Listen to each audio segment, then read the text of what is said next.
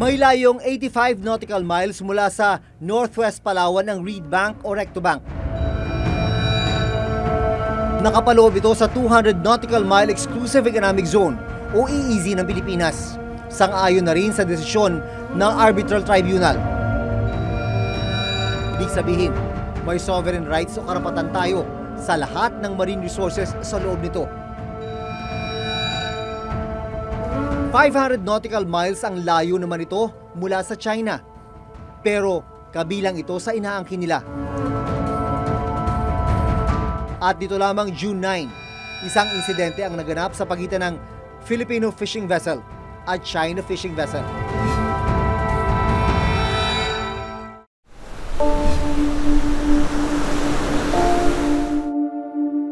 Habang nangingisda sa Reed Bank sa West Philippine Sea, ang 22 Pinoy na sakay ng fishing vessel na FV Jimber 1 nitong June 1, 2019.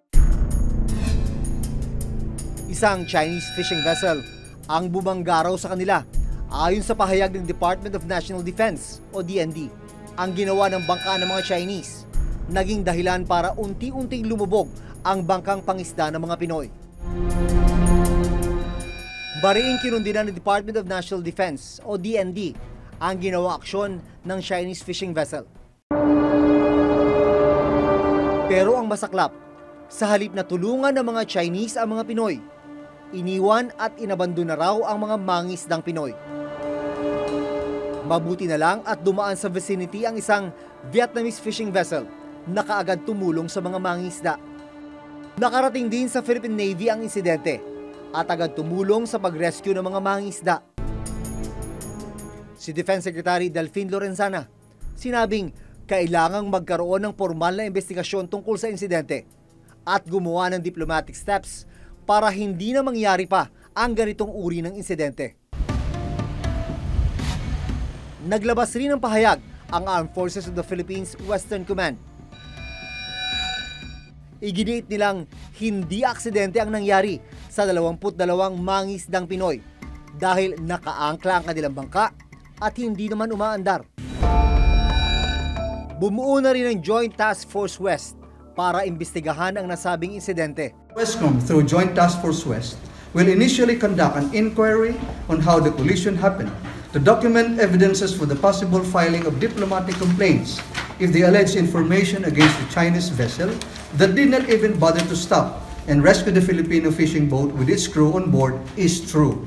Noong Martes ng umaga o 2 araw makaraang mangyari yung insidente sa Reed Bank, isang tawag sa telepono ang natanggap ng reporter's notebook. Tawag mula sa asawa ng isang mangingisda sa Mindoro. Iniimpormahan kami na nagkaroon daw ng insidente sa Reed Bank.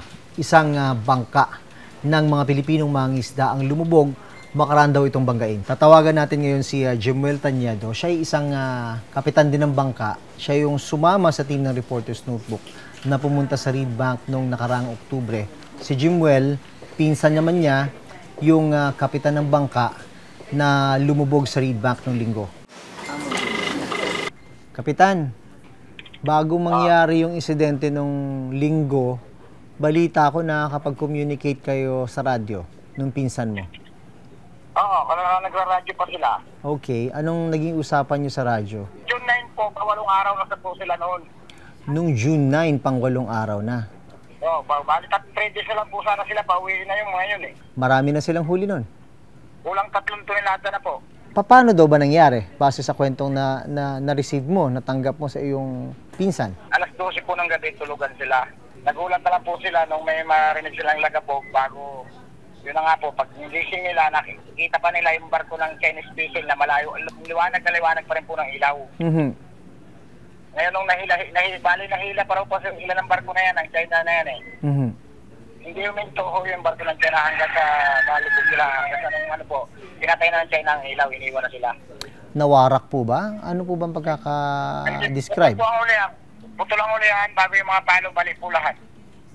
As in, lumubog po ba o nakuha pa rin? Nakuha pa rin, nakuha. Hindi naman talaga lumubog sa ilalim. Kumbaga yung pagkakalubog niya po, pantay dagat. So, yung mga huli nila, nawala na? Bulok na po, wala na, bulok na. Kasi bago dumating yung nag-rescue na galing din doon sa area, alas 11 na ng tanghali. So, galing kasi ang isda, pag galing po sa budiga ng isda, at napasaan ng dagat, yan po ay napapasma na. Kaya nabulok na po yun. Ang 3 toneladang isda, magkano pinag-uusapan natin?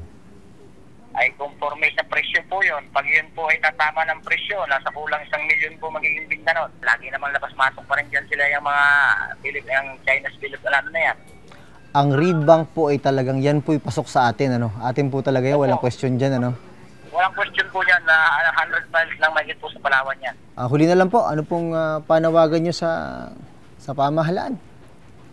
Sana po mabigyan nila ng aksyon na wag na nilang papuntahin dyan yung mga Chinese vessel na yan sa ating teritoryo ng Pilipinas. Mang Jimwell, marami pong salamat sa inyo. Ingat po kayo lagi dyan. Sa aming ang pagsama sa kanila, kabisadong-kabisado nila ang pagpunta rito kahit walang makabagong gamit. Tayo sa kasalukuyan dito sa Tuluran Island na to, Tuluran Island. Tapos dito tayo pupunta sa dulo ng reed bank na to.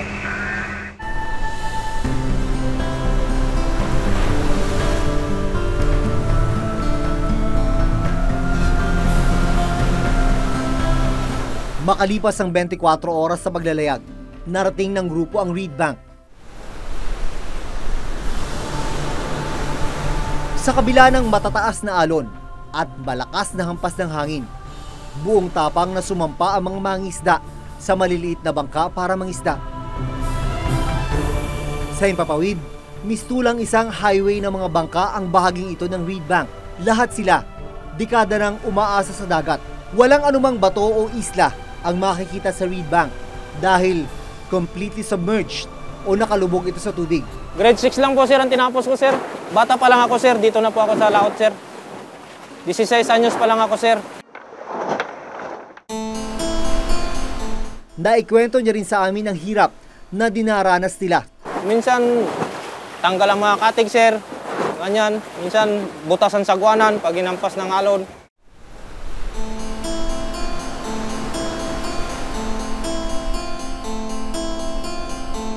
Importante po ito sa amin sir, ito lang inabuhayan namin po sir. Kaya laot lang kami ng laot po sir, kahit malakas.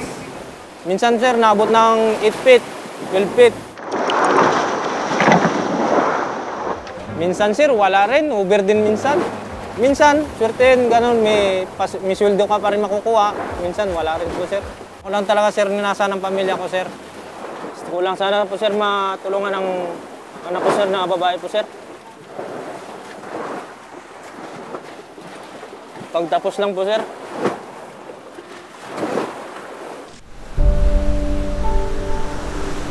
Kwento naman ni Kapitan Jimwell, kung dati raw ay malaya silang nakapangingisda sa iba pang bahura malapit sa reed bank. Iba na raw ang sitwasyon ngayon.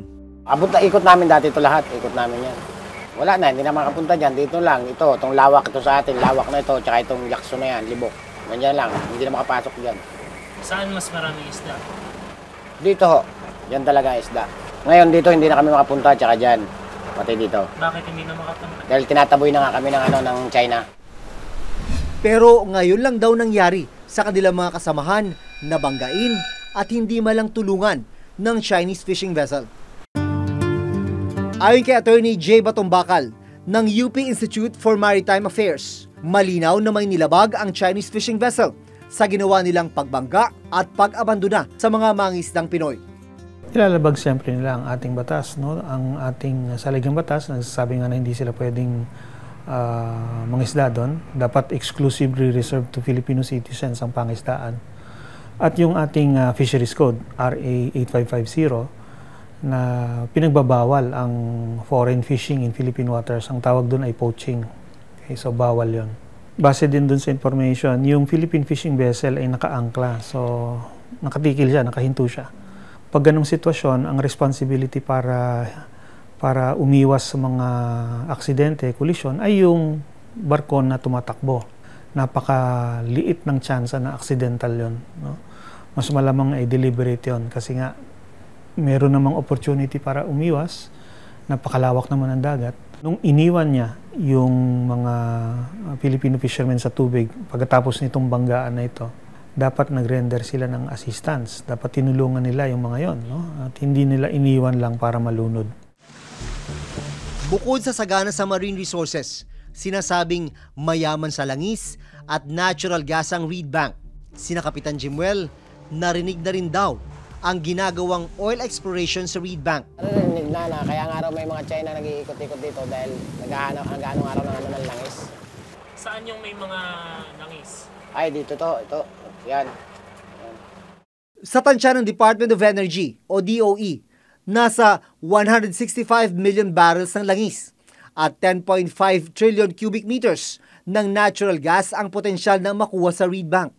Malaki ang interest ng mga oil companies sa Reed Bank kasi base dun sa geology ng area at saka dun sa mga characteristics katangian nung seabed, mukhang dito maraming petroleum reserves. Kaya kasama nung Western Palawan Shelf area, dyan na talaga nakakonsentrate yung mga oil exploration efforts ng Pilipinas since the 1970s.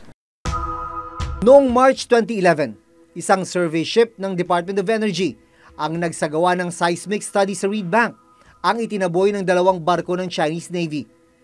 Nagsampa ng diplomatic protest ng Pilipinas sa ilalim ni dating Pangulong Noynoy Aquino. Taong 2015, sinuspindi ang lahat ng exploration at drilling survey sa Reed Bank habang hinihintay ang desisyon sa isinampang kaso ng Pilipinas laban sa China sa Permanent Court of Arbitration o PCA sa The Hague, Netherlands. Hanggang sa ilabas na nga ang desisyon noong 2016 at sinabing nasa EEZ ng Pilipinas ang Reed Bank. The Secretary of the DFA has already filed a diplomatic protest this morning. This morning ba o hapon? O ano pong step, we will cut off diplomatic relations. Yan ang unang ginagawa ng mga pag mayroong mga aggressive acts. First, magdi-diplomatic protest ka. Kung hindi ka kontento sa paliwanag nila at nakita natin na talagang sinadya, ibang usapan niya.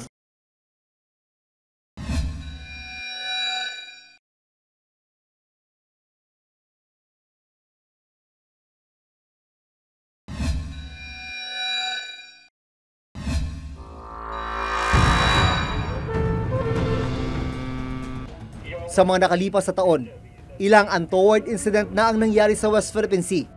Matatandaang noong 2014 ay hinarang ng Chinese Coast Guard ang isa sa mga barko ng Philippine Navy na magdadala ng supply para sa mga sundalo natin na nakaistasyon sa BRP Sierra Madre sa may Ayungin Shoal.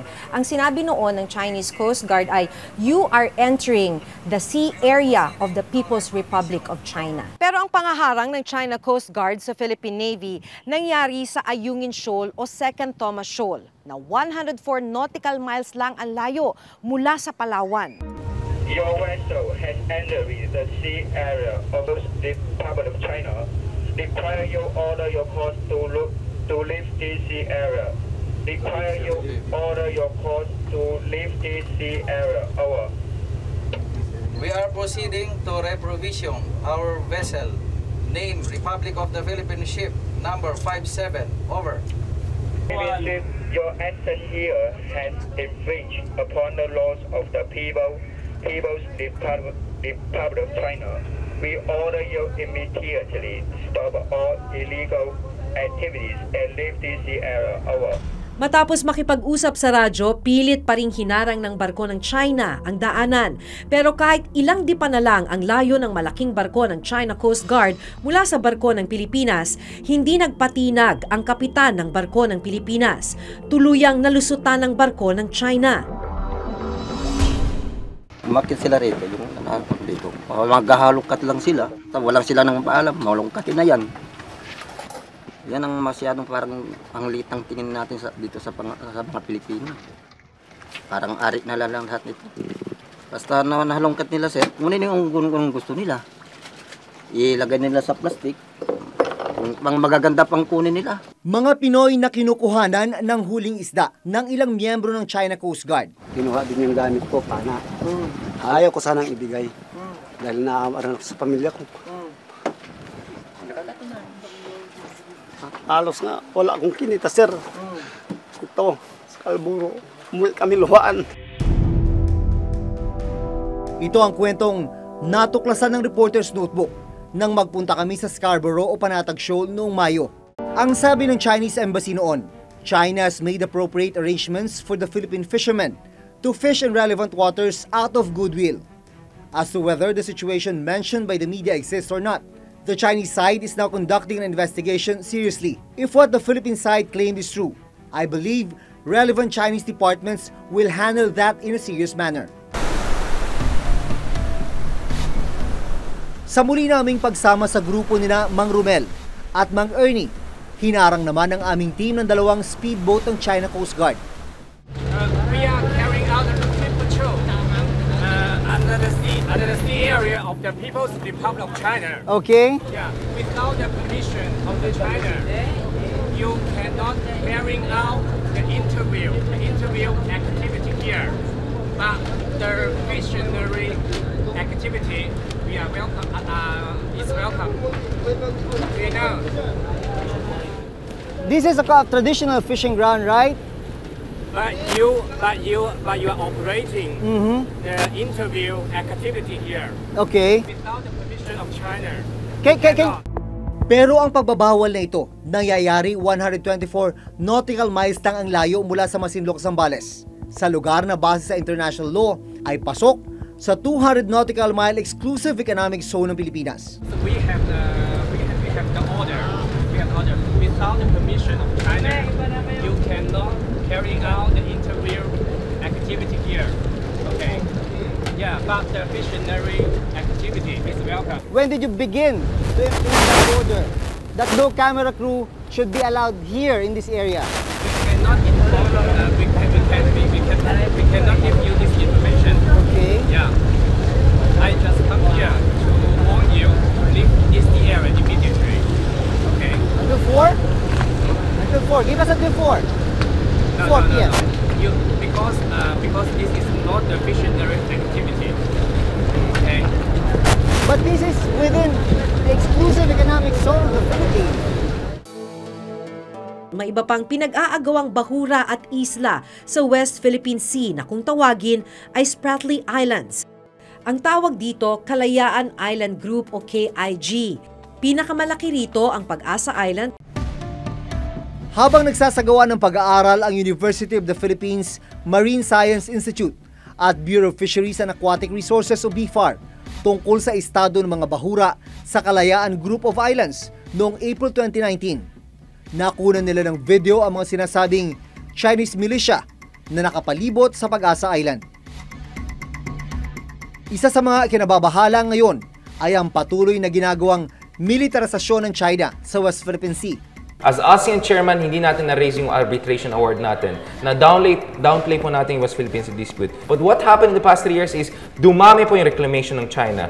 Lumala po yung militarization at eto na nga. Ginagamit ng China fishermen at paramilitary forces, hindi lang para i-surround tayo, ngayon sinusuguran na po tayo, no? Hindi lang naman giyera o ang pananahimik ang sagot para maresolba ang nangyayaring agawan ng teritoryo sa West Philippine Sea. If walang tama explanation ng China dito, I think the other thing the President Duterte has to do, and I think na-cross na yung red line, is erase yung ating arbitration awards sa ASEAN and international multilateral fora. Tayo po ang ASEAN-China Country Coordinator for the next 2 years. We have a very special diplomatic influence. Gamitin naman natin yan, no? But definitely we will not allow ourselves to be assaulted, to be bullied, to be the subject of such barbaric, uncivilized, and outrageous actions from any source.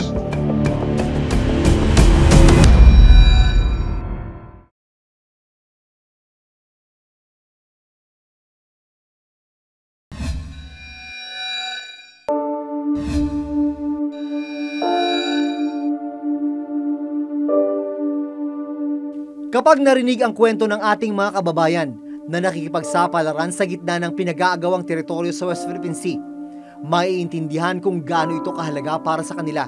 Sa mga pagkakataong hinahamon sila, isang bagay ang dapat nating matutunan sa kanila. Ito ang ipaglaban ang ating karapatan. Hanggang sa susunod na Huwebes, ako si Jun Veneracion. Ako si Maki Pulido at ito ang nakatala sa aming Reporter's Notebook.